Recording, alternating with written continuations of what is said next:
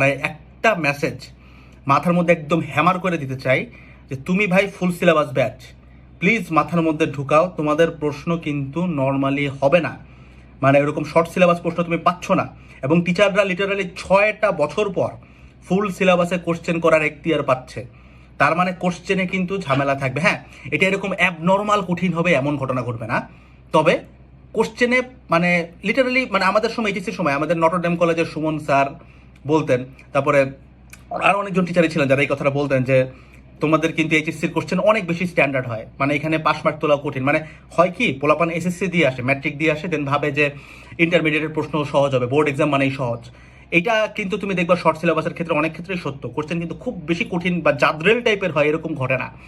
But when that's about a full syllabus batch, কোশ্চেনে pass mark তোলা কঠিন। তুমি ফিজিক্সের কোশ্চেন উল্টায় দেখো, মানে ফুল সিলেবাসের সময় কেমন কোশ্চেন হইতো, খুব একটা সহজ কিছু কিন্তু না। হ্যাঁ, তুমি সলভ সলভ দেখলে সহজ লাগতে পারে, বাট একটা গ্লেন্স দেখে ভাইবো তো এটাকে তুমি পারবা কিনা। তো তোমার এখন উচিত এখন থেকে পড়া গোছানো, এখন থেকে প্রিপারেশনটা রাখা।